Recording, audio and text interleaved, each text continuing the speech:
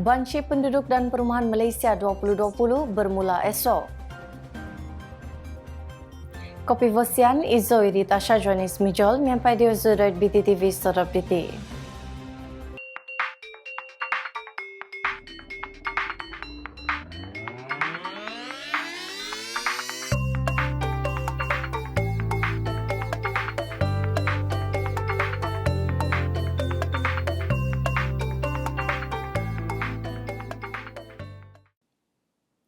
Bancian Penduduk dan Perumahan Malaysia 2020 yang melibatkan 32.7 juta penduduk negara ini akan dilaksanakan dalam dua fasa bermula esok sehingga 30 September. Banci dilakukan setiap 10 tahun. Fasa pertama adalah secara dalam talian atau e-census yang bermula esok sehingga 30 September. E-census bersifat mesra teknologi dan bertepatan dengan keadaan semasa negara yang masih berdepan dengan ancaman COVID-19. Manakala fasa kedua akan bermula pada 7 hingga 24 Oktober dengan kaedah temu ramah bersemuka. Ketua Menteri Datuk Seri Panglima Haji Muhammad Syafiee bin Haji Abdal turut mengisi borang e-census. Beliau meminta rakyat Sabah memanfaatkan program ini sebaik mungkin dengan memberikan segala maklumat yang diperlukan.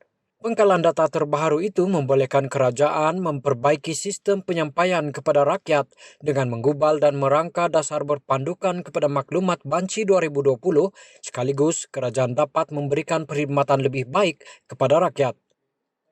Jadi saya berharap dalam usaha untuk mendapatkan pengkalan data ini, semua pihak akan dapat bekerjasama sebaik mungkin untuk membolehkan supaya data ini akan dapat dimanfaatkan sebaik mungkin dalam kita menggubal dasar, dalam kita menyampaikan perkhidmatan sebaik mungkin kepada rakyat yang ada di peringkat akar umbi ini.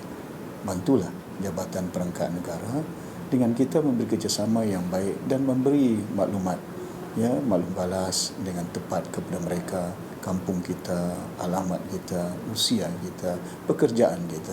Di sebuah rumah itu berapa jumlah penduduk yang tinggal dalam satu rumah itu untuk membolehkan supaya perangkaan ini akan dapat disusun atur sebaik mungkin.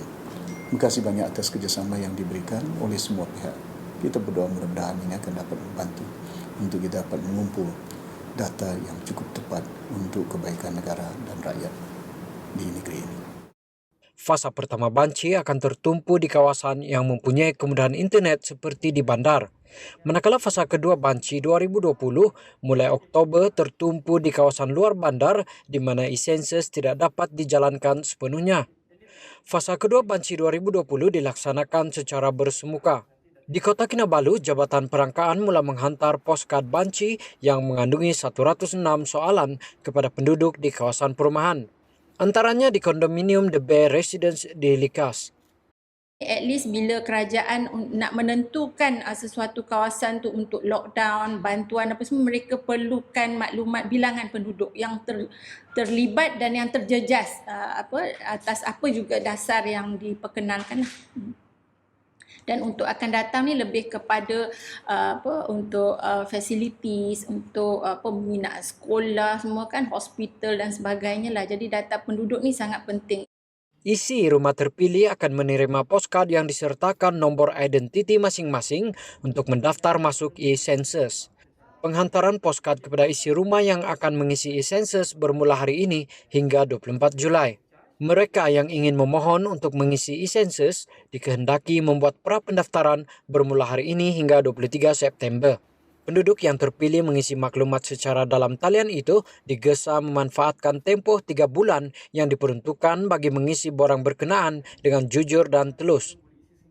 Untuk tujuan ini, kita sangat mengharapkan kerjasama daripada rakyat Sabah khususnya untuk menjawab soalan-soalan Banci melalui e-census yang mana secara tidak langsung kita dapat mengekang penularan COVID-19 ni daripada pembancian secara tradisional lah, iaitu bersemuka. Penduduk juga diminta supaya tidak mengisi borang soal selidik e-census di saat akhir untuk mengelak kesesakan, sistem tergendala dan sebagainya. Saya rasa banci secara online memang sesuai lah. Sebab satu, tidak semestinya orang di rumah tu selalu ada. Jadi kalau online kan, bila kita convenient, kita boleh isi. Jadi satu lagi, kalau macam kita paparkan di mana-mana kan susah. Masalah dia, kami tidak boleh trust orang yang datang tu sebenarnya atau tidak. Jadi kalau dalam online memang sudah website yang disahihkan. Jadi okeylah. Memang baiklah, saya memang suka begini.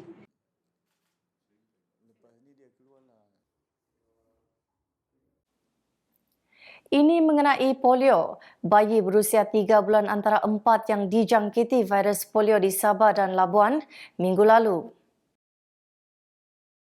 Menteri Kesihatan Datuk Seri Dr. Adham Baba berkata, 3 lagi yang dikesan itu melibatkan kanak-kanak berusia 3 tahun, 8 dan 11 tahun. 3 daripadanya warga asing dan seorang warga tempatan. Sehubungan itu, beliau menasihatkan ibu bapa untuk mendapatkan vaksinasi polio bagi anak-anak berumur 2, 3, 5 dan 18 bulan supaya program membasmi polio ini berkesan. Dr. Adham berkata Kementerian Kesihatan sedang membuat tindakan awal bagi mengesan kes polio di seluruh negara. Pada masa sama, beliau menjelaskan vaksin bagi mencegah virus polio diberikan percuma oleh kerajaan.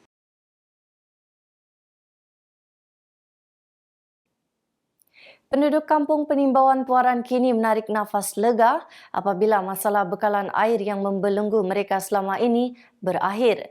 Laporannya bersama Salbinus Saribun. Tinjauan Borneo Today TV mendapati projek penaiktarafan bekalan aerograviti bernilai RM170,000 itu kini mampu menampung keperluan 316 keluarga yang sebelum ini terpaksa berulang-alik mengangkat 100 galen air dari luar. Semua penduduk kampung Penimbawan yang ditemui mengucapkan rasa syukur dan terima kasih kepada kerajaan negeri khususnya Timbalan Ketua Menteri merangkap Ahli Parlimen P170 Tuaran Datuk Seri Panglima Wilfred Madius Tangau. Saya bagi Ketua Kampung Penimbawan 1 mengucapkan banyak-banyak terima kasih kepada DSP yaitu Madius Tangau serta kerajanya karena masalah air kami semasa ini sudah pun selesai. Jadi kami mengucapkan banyak terima kasih kan dari rumah ke rumah kami semua ada air. Terima kasih kepada Datuk Tangau. Okey. Very good. Saya merasa bangga selaku wakil Kampung Penimbawan mengucapkan ribuan terima kasih. Benda tidak pernah kami nikmati. Datang tidak berapa lama kami menikmati keadaan yang paling bagus. Jadi terima kasih kepada DSP dan rombongan. Ucapan setinggi-tinggi penghargaan dan terima kasihlah kepada Datuk Seri Panglima Madius Tangau kerana dengan keprihatinan beliau maka kami warga Penimbawan menikmati air yang kami nanti-nantikan begitu lama. Jadi dengan sentuhan kuasa yang berhormat Datuk Seri Panglima Madius Tangau selaku Ahli Parlimen dan Persdinapko, kami selaku penduduk kampung Penimbawan amat teruja dengan bekalan air yang begitu kami harapkan selama ini akhirnya telah menjadi kenyataan. Sementara itu, Datuk Seri Panglima Wilfred Madius Tangau ketika ditemui semasa membuat kunjungan ke Penimbawan kemarin memaklumkan 2 tangki besar yang dipasang di kampung ini akan memastikan stok air sentiasa mencukupi. 30,000 stok, kemudian tangki di bawah ada 10,000. Dahulunya tangki hanya 6,000. Itu pun hanya satu. Jadi apabila dia hanya satu tangki 6,000 sejak dia punya kapasiti, jadi tangki itu jadi masalah. Habis karena bikin lubang-lubang, masing-masing ambil air dari sana dan akhirnya banyak yang air yang tidak dapat digunakan, ya banyak yang sayanglah. Jadi kali ini semua itu kita sudah selesaikan. Setiap rumah pun ada sudah dia punya bekalan air dan semua tangki saya lihat tadi semua pun penuh. Ya, jadi ini ada satu kejayaan kita untuk menyelesaikan masalah bekalan air di Penimbawan lah, ya. Lamanya penduduk kampung Penimbawan telah menderita akibat masalah bekalan air. Kini akhirnya masalah selesai dan pada hari ini mereka tidak perlu untuk mengangkat air dengan jumlah galen sebanyak 100 galen, tapi dengan hanya perlu keluar rumah mereka kini boleh mendapatkan air untuk mandi, masak dan bekalan air bersih. Salbin Saribun, BTTV.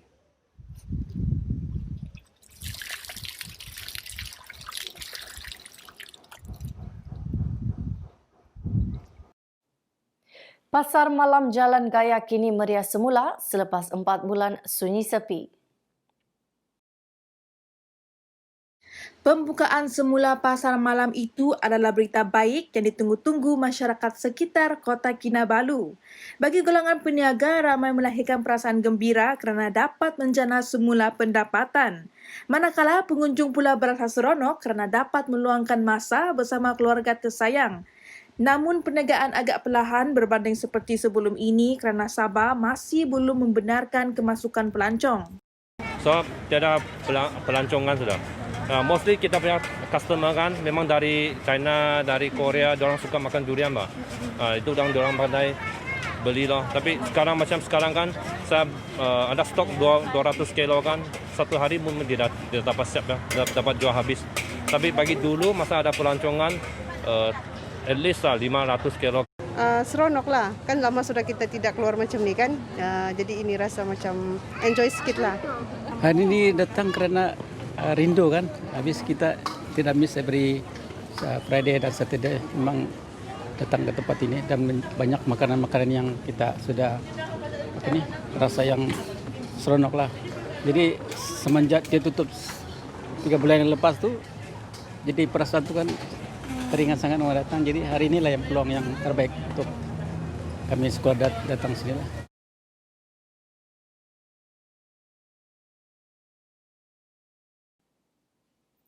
Ini pula usaha untuk menggalakkan orang ramai menderma darah. Hospital Wanita dan Kanak-Kanak Sabah HWKKS bekerjasama dengan One Borneo Hypermall untuk melaksanakan program menderma darah pada setiap hujung minggu di pusat membeli belah berkenaan.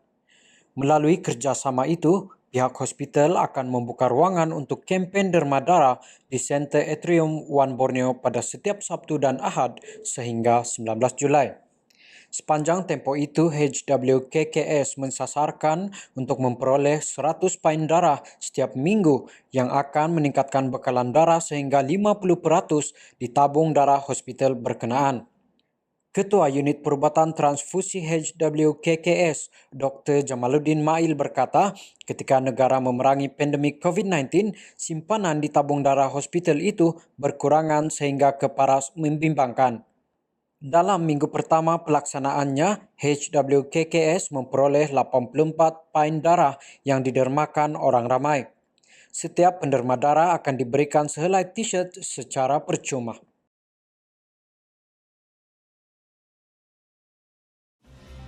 Kota Hwadan Misomo Toko Vago.